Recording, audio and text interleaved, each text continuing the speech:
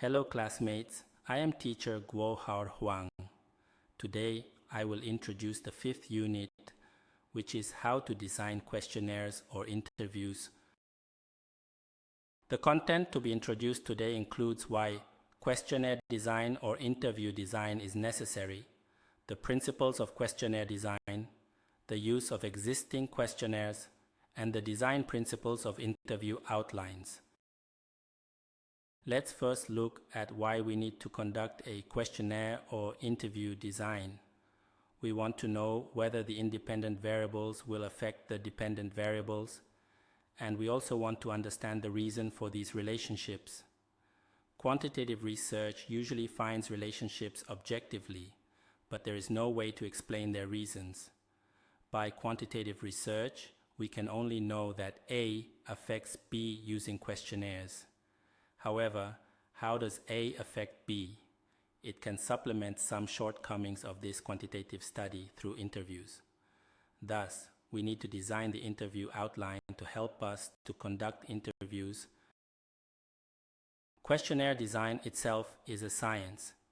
Each facet can be analyzed through factor analysis. Understand how much explanatory power each aspect has on the whole, and its validity and reliability. These are very complex actions, and students not studying statistics may need help doing such a thing. Another more straightforward way is to invite 2 or more experts and scholars to help modify the questionnaire we designed, which is called expert validity. Usually, there are 5 to 6 questions for each aspect. Because the stability of questions 5 to 6 is relatively good, it can help us distinguish whether there is internal consistency. If there are fewer questions, its reliability will usually not be high. It is easier to increase reliability with more questions, but it will cause irritability to the respondents. When there are too many questions, the person answering them may need more patience to answer them carefully.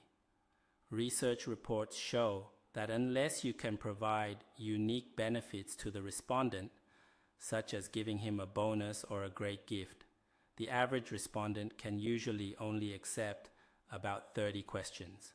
In other words, he will get impatient if there are more than 30 questions. So if one aspect is 5 to 6 questions, we can design 4 to 5 aspects.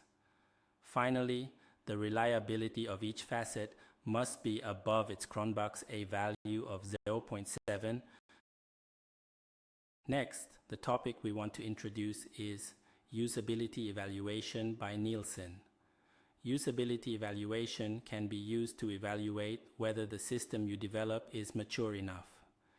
Jakob Nielsen's 10 general principles for interaction design were proposed in 1994. They are called heuristics because they are broad rules of thumb and not specific usability guidelines. The first rule is visibility of system status. The design should always keep users informed about what is going on through appropriate feedback within a reasonable amount of time. When users know the current system status, they learn the outcome of their prior interactions and determine next steps. Predictable interactions create trust in the product as well as the brand. The second rule is match between the system and the real world. The design should speak the user's language. Use words, phrases, and concepts familiar to the user rather than internal jargon. Follow real-world conventions, making information appear in a natural and logical order. The way you should design depends very much on your specific users. Terms, concepts, icons, and images that seem perfectly clear to you and your colleagues may be unfamiliar or confusing to your users. When a design's controls follow real-world conventions and correspond to desired outcomes, called natural mapping, it's easier for users to learn and remember how the interface works. This helps to build an experience that feels intuitive. The third rule is user control and freedom. Users often perform actions by mistake. They need a clearly marked emergency exit to leave the unwanted action without having to go through an extended process. When it's easy for people to back out of a process or undo an action, it fosters a sense of freedom and confidence. Exits allow users to remain in control of the system and avoid getting stuck and feeling frustrated. The fourth rule is consistency and standards. Users should not have to wonder whether different words, situations, or actions mean the same thing. Follow platform and industry conventions. Jacob's law states that people spend most of their time using digital products other than yours. Users' experiences with those other products set their expectations. Failing to maintain consistency may increase the user's cognitive load by forcing them to learn something new. The fifth rule is error prevention. Good error messages are important, but the best designs carefully prevent problems from occurring in the first place. Either eliminate error-prone conditions or check for them and present users with a confirmation option before they commit to the action. There are two types of errors: slips and mistakes. Slips are unconscious errors caused by inattention. Mistakes are conscious errors based on a mismatch between the user's mental model and the design. The sixth rule is recognition rather than recall. Minimize the user's memory load by making elements, actions, and options visible. The user should not have to remember information from one part of the interface to another. Information required to use the design, e.g., field labels or menu items, should be visible or easily retrievable when needed. Humans have limited short-term memories. Interfaces that promote recognition reduce the amount of cognitive effort required from users. The seventh rule is flexibility and efficiency of use. Shortcuts, hidden from novice users, may speed up the interaction for the expert user, so that the design can cater to both inexperienced and experienced users. Allow users to tailor frequent actions. Flexible processes can be carried out in different ways, so that people can pick whichever method works for them. The eighth rule is aesthetic and minimalist design. Interfaces should not contain information that is irrelevant or rarely needed. Every extra unit of information in an interface competes with the relevant units of information and diminishes their relative visibility. This heuristic doesn't mean you have to use a flat design. It's about making sure you're keeping the content and visual design focused on the essentials. Ensure that the visual elements of the interface support the user's primary goals. The ninth rule is help users recognize, diagnose, and recover from errors. Error messages should be expressed in plain language, no error codes, precisely indicate the problem and constructively suggest a solution. These error messages should also be presented with visual treatments that will help users notice and recognize them. The 10th rule is help and documentation. In addition to using self-designed questionnaires, existing questionnaires can also be used. The use of self-designed questionnaires must be reviewed by more than 2 experts, which is the expert validity just mentioned. Another more straightforward way of questionnaire design is to use existing questionnaires, which are existing questionnaires.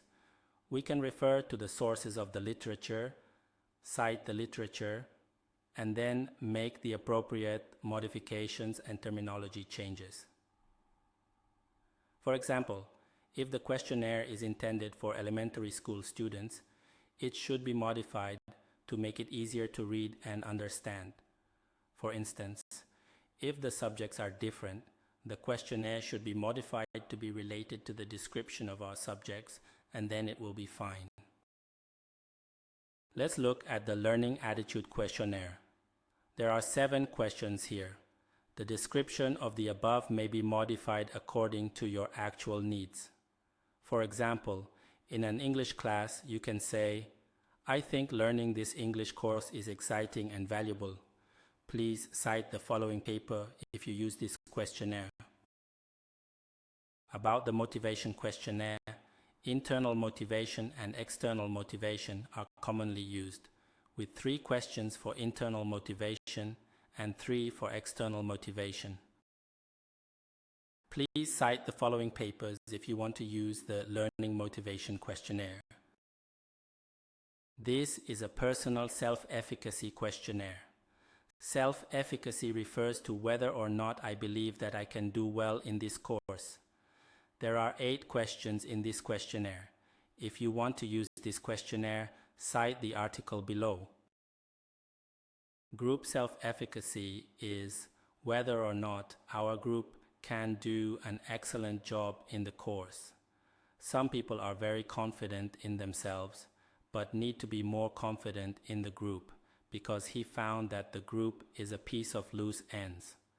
Confidence in the individual does not mean that the group must have confidence. Please cite the following paper if you want to use the group self-efficacy questionnaire. This is the Cooperative Learning Tendencies questionnaire. This is the Learning Satisfaction questionnaire. This is the Cognitive Load questionnaire. This is the Technology Acceptance Learning System Cognitive Usefulness questionnaire.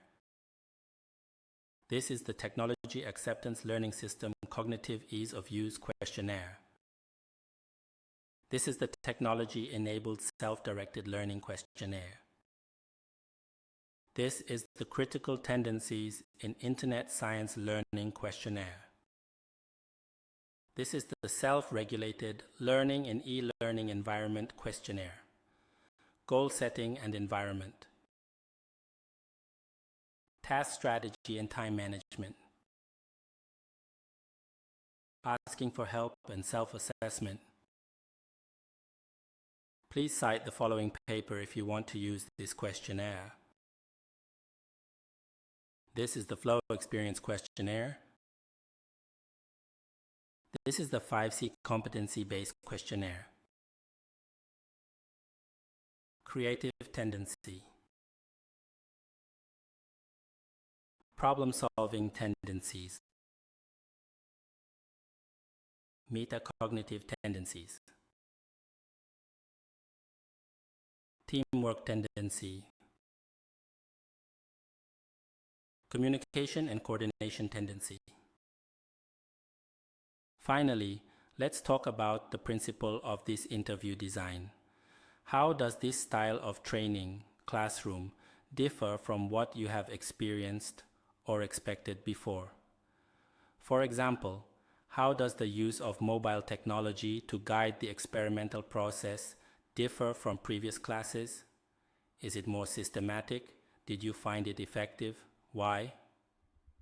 During the guided experiment process, the system will provide some suggestions and items to be checked. What do you think is the use of it? Do you take it seriously? How does it help you? Overall, what do you think are the advantages of this way of learning? What do you think you get the most out of this way of learning? What did you learn the most? Please give specific examples. What could be improved in this way, e.g., system functionality or interface design? Please give specific examples. Would you like to have the opportunity to study in this way again in the future? What kind of subjects? Why? Why are these subjects suitable? Would you recommend this system or this way of learning to your students? Why do you think they need to learn this way? Or would they like to learn this way? Please design your questionnaire according to your research topic planning and experimental design. If you create the questionnaire by yourself, please find 2 experts and scholars to help you modify it to achieve expert validity, and then find 30 people to do the test and calculate its Cronbach's value, whether it is qualified to achieve the reliability level. If the reliability and validity are qualified, you can do the actual teaching experiment. The other part is the interview part. Usually, we will do some interviews with different students, such as 2 interviews with students with high, medium, and low academic achievements. Of course, you can also conduct random sample or comprehensive interviews, which are all possible depending on your needs and time. If you have any questions, please discuss them with me. Thank you. Bye-bye.